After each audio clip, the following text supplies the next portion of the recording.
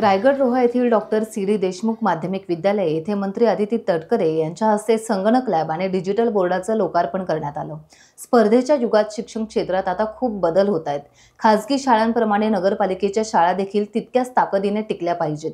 त्याच पद्धतीचं दर्जेदार शिक्षण विद्यार्थ्यांना मिळावे या उद्देशाने भारतीय पेट्रोलियम आणि गॅस नियामक मंडळाचे चेअरमन खासदार सुनील तटकरे यांच्या पुढाकारातून रोहा अष्टमी नगर परिषदेच्या शाळांमध्ये BPCL CSR निधीतून डिजिटल लर्निंग उपक्रमाअंतर्गत इंटरॅक्टिव्ह बोर्ड आणि संगणक लॅब तयार करण्यात आली आहे। रोहा अष्टमी नगर परिषदेच्या 9 शाळांमध्ये सुमारे 110 संगणक आणि 60 डिजिटल बोर्ड बसवण्यात आले आहेत। राज्यात नगरपालिकेच्या शाळेमध्ये कुठेही डिजिटल शिक्षण चालू झालेले नाही। क वर्ग असलेली रोहा अष्टमी नगर परिषदेची शाळा ही पहिलीच डिजिटल शिक्षण देणारी शाळा तयार होत आहे, असे महिला आणि बाल विकास मंत्री अदिती तटकरे यांनी बोलताना सांगितले। या डिजिटल बोर्डाद्वारे विद्यार्थ्यांना आर्टिफिशियल ॲडव्हान्स पद्धतीचं ज्ञान शिकता येणार आहे। तसेच या बोर्डामध्ये इयत्तेनुसार अभ्यासक्रमासह शिक्षण विभागाचे जे प्रशिक्षण आहे ते सुद्धा अपलोड आहेत। त्यामुळे शिक्षक आणि विद्यार्थ्यांना त्याचा लाभ होणार आहे, असेही मंत्री अदिती तटकरे यांनी सांगितले। सुमारे 110 संगणक हे आपण तटकरे साहेबांच्या माध्यमातून उपलब्ध करून दिलेले आहेत आणि जे बोर्ड आपण आता जिथे बघितलं असे जवळपास 60 बोर्ड्स हे आपल्या या नगर परिषदेच्या हद्दीमधल्या शाळांमध्ये आज आपण उपलब्ध करून देण्यामध्ये BPCLच्या माध्यमातून यशस्वी ठरलेलो आहोत।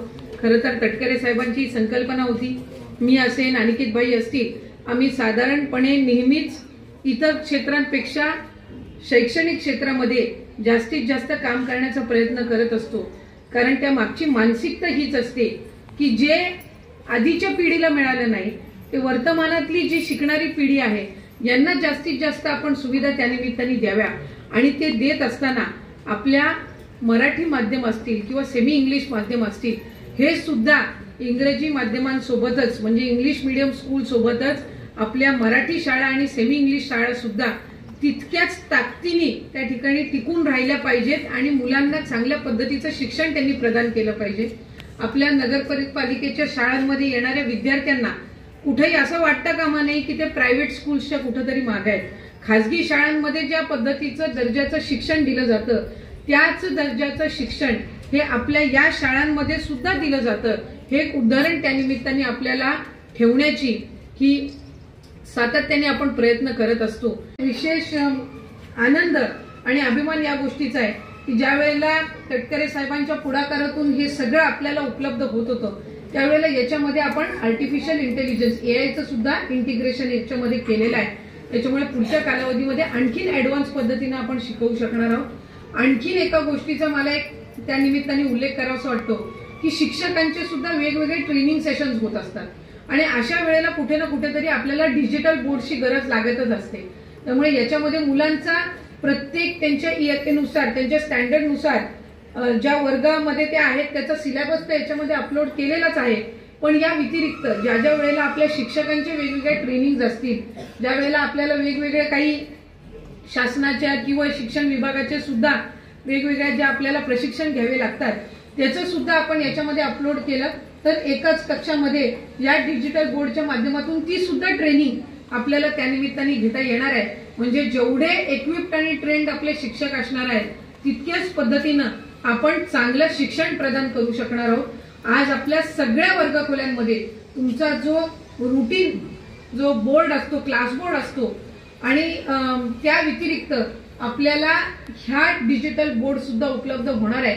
त्याच्यामुळे शिक्षकांना शिकवत असताना एका बाजूला तो बोर्ड आणि एका बाजूला हा डिजिटल बोर्ड म्हणजे जे काही तुम्ही त्या आपल्या रुटीन जो आपला फळा आहे बोर्ड आहे त्याच्यावर जे लिहाल ते तुम्हाला चित्राच्या माध्यमातून या डिजिटल बोर्डमधून दाखवता येणार आहे।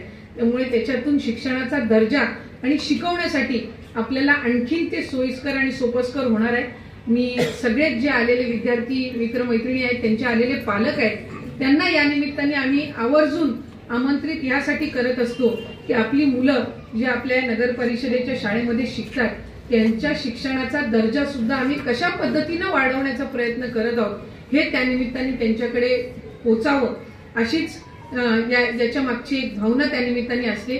माझी जिल्हा आपले नगर परिषदेचे जे मुख्याधिकारी आहेत यांना या निमित्ताने विनंती राहील, जसं खाजगी शाळांमध्ये PTM असतात म्हणजे पालक आणि विद्यार्थ्यांची जशा मीटिंग्स आयोजित केल्या जात असतात तसं एक रुटीन आपल्या नगर परिषदेच्या शाळांमध्ये सुद्धा वर्षातून किमान 2 वेळा 6 महिन्याच्या कालावधीमध्ये मुलांची त्यांचे आई वडील त्यांचे पालक आणि ते त्यांचा मुलगा किंवा मुलगी विद्यार्थी किंवा विद्यार्थिनी आणि त्यांचे शिक्षक यांची एक मीटिंग पीटीएम जशी होत असते तशी झाली पाहिजे। आणि बऱ्याचशा वेळेला खासगी शाळांमध्ये त्या पालकांना जे त्यांचे क्लासरूम्स आहेत ते दाखवण्यात येत असतात आणि ते दाखवून त्यांना रुटीन त्यांचं जे दिवसभराचं काय असतं हेही समजवण्यात येत असतं।